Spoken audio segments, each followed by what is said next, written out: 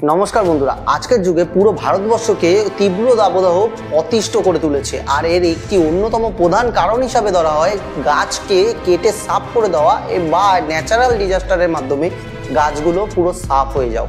মানুষ তার প্রয়োজনে গাছ কেটে বনভূমি পুরো সাফ করে ফেলছে। তবে আজকের এই ভিডিওতে আমরা কিন্তু এই টপিকে কথা বলতে চলেছি তা একেবারেই নয়। আজকের এই পর্বে আমরা কথা বলতে চলেছি ভারতবর্ষের সবচেয়ে বড় যে বনভূমি তা সম্পর্কে। আমরা জানতে চলেছি সুন্দরবন সম্পর্কে। হ্যাঁ, সুন্দরবনের জীববৈচিত্র্য সম্পর্কে আজকের এই ভিডিওতে জানতে চলেছি সুন্দরবন ঠিক কতটা জায়গা জুড়ে অবস্থান করে রয়েছে। আরও জানতে চলেছি সুন্দরবনের মানুষের জীবন ও জীবিকা সম্পর্কে। আর জানতে চলেছি কোন জিনিসটি সুন্দরবনের বছর বছর সবচেয়ে বেশি ক্ষতি করে চলেছে। আমি সব্যসাচী সিংহ, থিঙ্ক উইথ সব্যসাচী চ্যানেলে আপনাদের আরও একবার সুস্বাগতম। বন্ধুরা, ভিডিওটি শুরু করার আগে আপনাদের কাছে আমাদের বিশেষ অনুরোধ, আমাদের এই চ্যানেলটিকে প্লিজ সাবস্ক্রাইব করে দেবেন, বা ফেসবুকে দেখলে চ্যানেলটিকে ফলো করতে কিন্তু ভুলবেন না। এটি আপনাদের জন্য তো সম্পূর্ণ ফ্রিতে হয়, এতে কিন্তু আমাদের অনেক হেল্প হয়ে থাকে। 10,000 বর্গ কিলোমিটার জায়গা জুড়ে অবস্থিত এই বিশাল বনভূমিটি কিন্তু 6,517 বর্গ কিলোমিটার জায়গা বা 66% জায়গায় বাংলাদেশের মধ্যে অবস্থিত রয়েছে, এবং বাকি অংশ অর্থাৎ 34% বনভূমি কিন্তু ভারতের দখলে রয়েছে।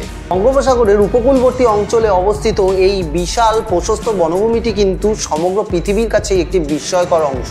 বাংলাদেশের খুলনা, সাতক্ষীরা ও বাগেরহাট জেলার বেশ কিছু অংশ এবং ভারতের পশ্চিমবঙ্গের উত্তর 24 পরগনা এবং দক্ষিণ 24 পরগনা জেলার বেশ কিছু অংশ নিয়ে কিন্তু এই সুন্দরবন জায়গাটি অবস্থান করে রয়েছে। মূলত তিনটি নদী, গঙ্গা, ব্রহ্মপুত্র ও মেঘনা, এই তিনটি নদী কিন্তু সুন্দরবনকে বঙ্গোপসাগরের সাথে যুক্ত করেছে। এর ফলে যে বদ্বীপ অঞ্চলটি তৈরি হয়েছে এটি পৃথিবীর বৃহত্তম বদ্বীপ অঞ্চল। এই নদীগুলিতে ছোট বড় মোট 177টি নদী এসে মিলিত হওয়ার ফলেই কিন্তু এই অঞ্চলটি এত সুন্দর একটি রূপ পেয়েছে। অঞ্চলটি মূলত ম্যানগ্রোভ অরণ্যে ঢাকা। এই ম্যানগ্রোভ বনভূমির একটি বিশেষত্ব হলো এই অঞ্চলে যখন জোয়ার হয় তখন এই অঞ্চলটি পুরো জলের তলায় ঢেকে যায় এই গাছগুলো, এবং যখন ভাটা হয় তখন কিন্তু আবার পুরো জল সরে গিয়ে মোটামুটি ফাঁকা হয়ে যায় অঞ্চলটি। এই অঞ্চলটি ইউনেস্কোর বিশ্ব ঐতিহ্যবাহী স্থানের তকমাপ্রাপ্ত, যা 1987 সালের 11তম অধিবেশনের দ্বারা স্বীকৃত হয়। বাংলায় সুন্দরবনের আক্ষরিক অর্থ হলো সুন্দর জঙ্গল বা সুন্দরবন। ধরে নেওয়া হয় সুন্দরী গাছ থেকেই এই অঞ্চলের নামকরণ করা হয়েছে সুন্দরবন। এই সুন্দরী গাছটি কিন্তু এই অঞ্চলে প্রচুর পরিমাণে জন্মে থাকে। এখানকার স্থানীয় বাসিন্দারা কিন্তু এই অঞ্চলটিকে বাদা বা হুলবন, সুলবন, মাল, মহাল নানান রকম নামে ডেকে থাকে। এই বাদা শব্দের অর্থ হলো যে বনের মধ্যে দিয়ে জোয়ার ভাটা বয়ে যায়। সুন্দরবনই পৃথিবীর প্রথম স্বীকৃত ম্যানগ্রোভ বনভূমি। 1757 সালে ইস্ট ইন্ডিয়া কোম্পানি মুঘল সম্রাট দ্বিতীয় আলমগীরের কাছ থেকে প্রথমবারের জন্য এই অঞ্চলের স্বত্বাধিকার পায়। এরপরেই কিন্তু এই অঞ্চলের ম্যাপ তৈরি করা হয়। অষ্টাদশ শতকের শুরুর দিকে সুন্দরবনের আয়তন আজকের সুন্দরবনের থেকে প্রায় দ্বিগুণ ছিল। তবে সুন্দরবনের উপর মানুষের অধিক চাপ এবং অত্যাধিক পরিমাণে প্রাকৃতিক দুর্যোগ সুন্দরবনকে ক্রমশ হ্রাস করছে। বিভিন্ন সময়ে সুন্দরবনের সমুদ্র তটের স্রোত অনেক কিন্তু পরিবর্তনশীল। এই পরিবর্তনশীলতা কিন্তু অনেক ক্ষেত্রেই দেখা গিয়েছে ঘূর্ণিঝড়ের প্রভাবেও হয়ে থাকে। তবে এই ম্যানগ্রোভ অরণ্যটি কিন্তু নিজেই এই পরিবর্তনশীলতার উপর যথেষ্ট ভূমিকা রেখে থাকে। বর্ষাকালে বঙ্গীয় বদ্বীপের পুরোটি কিন্তু জলের তলায় বছরের অর্ধেক সময় ডুবে থাকে।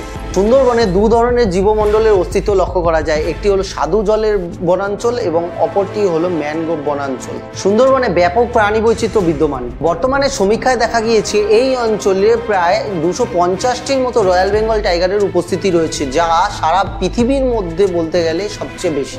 এসব বাঘের আক্রমণ সুন্দরবনে কিন্তু প্রতি বছর গড়ে 100 থেকে 250 জন মানুষের মৃত্যু ঘটে থাকে। এমনকি দেখা গিয়েছে বাংলাদেশের সুন্দরবনে প্রায় 50টির উপরে বাঘ মানুষের হাতে প্রাণ হারিয়েছে, যেটি ভারতের ক্ষেত্রে কিন্তু একেবারেই বিরল।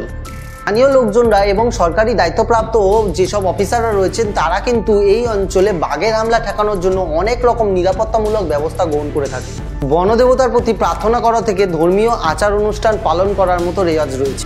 এছাড়া বাঘ যেহেতু পেছন থেকে আক্রমণ করে, তাই জেলে এবং কাঠুরেরা তাদের পেছনে এক ধরনের মুখোশ ব্যবহার করে থাকে মাথার পেছনে, যার ফলে বাঘ যখন আক্রমণ করে তখন যেহেতু বাঘ দেখতে পায় তার দিকে কেউ তাকিয়ে আছে, তাই সেই ক্ষেত্রে সে কিন্তু আক্রমণ করতে পারে না।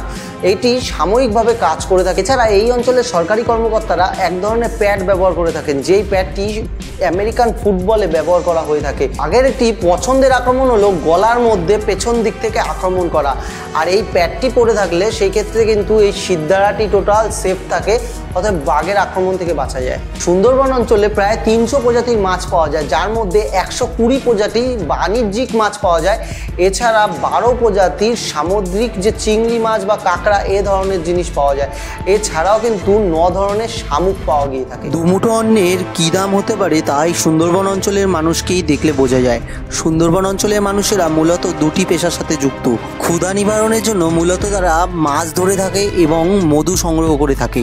সুন্দরবন অঞ্চলে কালো হাঙর, ইলশা কামট, ফুটি কামট, কানুয়া কামট ইত্যাদি পাওয়া গিয়ে থাকে। এছাড়া কুইচ্চা মাছ, যা কাঁকড়া ধরার টোপ হিসেবেও ব্যবহার করা হয়। তবে একসময় জাভা মাছ এই সুন্দরবন অঞ্চলে লক্ষ্য করা গেলেও আজ কিন্তু তা বিরল। সুন্দরবনের সবচেয়ে পরিচিত মাছ পার্শে। 16 সেন্টিমিটার পর্যন্ত লম্বা এই মাছটি সুন্দরবনে সর্বত্র লক্ষ্য করা যায়।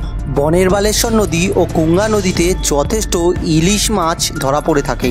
এছাড়া মিঠা জলে কই, শিং, মাগুর, টাকি, শোল, ট্যাংরা, পুঁটি, খোলসে, চেলা, দারকিনা, কুচো চিংড়ি সহ নানান মাছ পাওয়া যায়। তবে বিশ্ব উষ্ণায়নের কারণে এই মিঠা জলের বিলে প্রচুর পরিমাণে নোনা জল প্রবেশ করে যাওয়ার ফলে এই মাছগুলির এই অঞ্চলে বিরল হওয়ার পর্যায়ে চলে গিয়েছে।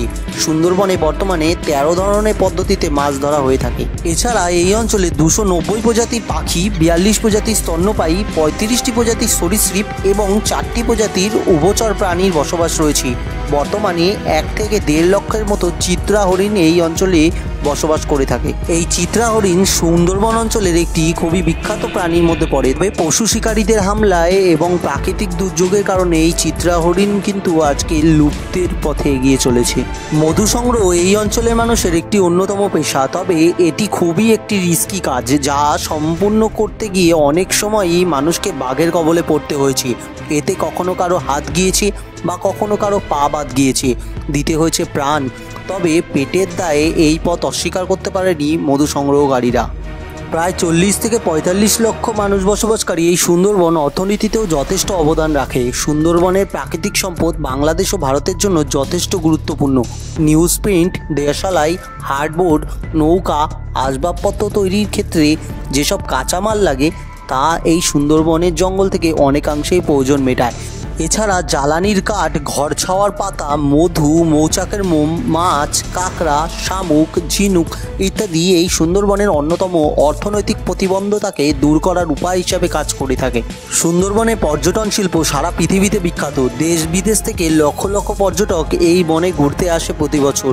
জ্ঞান অর্জন করে থাকে এর জীব বৈচিত্র্য সম্পর্কে, আর এতে সুন্দরবন তথা দেশের অর্থনৈতিক বিকাশ ঘটে থাকে। তবে সুন্দরবন অঞ্চলের একটি বড় প্রতিকূলতা হলো প্রাকৃতিক বিপর্যয়। বঙ্গোপসাগরে তৈরি হওয়া ঘূর্ণাবর্ত ঘূর্ণিঝড় রূপে প্রতি বছরই এই সুন্দরবনকে আঘাত হানতে হানতে এই জঙ্গলকে ক্রমশ অস্তিত্ব সংকটে ফেলে দিচ্ছে। 2009 সালে আঘাত হানা আয়লা ঝড়ে সুন্দরবন অঞ্চলে প্রায় 1 লক্ষ মানুষ প্রাণ দিয়েছিলেন, যার মধ্যে অধিকতর বাংলাদেশের। এছাড়া এই ঘূর্ণিঝড়গুলির প্রভাবে ম্যানগ্রোভ বনভূমি ধীরে ধীরে ধ্বংসের পথে। গত 200 বছর হিসেবে এই জঙ্গল আজ অর্ধেকের কম হয়ে গিয়েছে। এটি খুবই একটি চিন্তার বিষয় হয়ে দাঁড়িয়েছে, কারণ এই ঘূর্ণিঝড়গুলি সুন্দরবনকে আঘাত হানার ফলে এই বনভূমি এই ঝড়কে ভূভাগের ভিতরে প্রবেশ করতে বাধা দান করত। তবে পরিস্থিতি যেদিকে এগোচ্ছে ভবিষ্যতে তা ভয়ঙ্কর রূপ নেবে। তবে এখানে বলে রাখা দরকার, প্রাকৃতিকভাবে যে ধ্বংসলীলা চলবে তা আমরা বন্ধ করতে পারবো না, তবে মানুষ্য সৃষ্ট ধ্বংসলীলা বন্ধ করতে হবেই। সুন্দরবন হোক বা আপনার এলাকা, কৃত্রিম এসিকে বন্ধু না বানিয়ে এই প্রাকৃতিক এসিকে আপন করে নিন। এই বর্ষায় বাড়ির আশেপাশে 5টি বড় গাছ লাগান। মনে রাখবেন, একটি গাছ একটি প্রাণ। গাছ লাগান, প্রাণ বাঁচান। এই ছিল সুন্দরবন নিয়ে আমাদের ছোট্ট উপস্থাপনা। পর্বটি যদি আপনাদের ভালো লেগে থাকে তবে একটি লাইক করে দেবেন, শেয়ার করে দেবেন আপনার বন্ধুদের সাথে। আর হ্যাঁ, পর্বটি যদি আপনি এই মুহূর্তে ফেসবুকে দেখছেন তাহলে চ্যানেলটিকে ফলো করতে কিন্তু ভুলবেন না। আর ইউটিউবে দেখলে চ্যানেলটিকে কিন্তু অবশ্যই সাবস্ক্রাইব করে দেবেন। কমেন্ট বক্সে আপনার মতামত অবশ্যই জানাবেন। দেখা হবে পরবর্তী পর্বে। ভালো থাকবেন, সুস্থ থাকবেন। নমস্কার।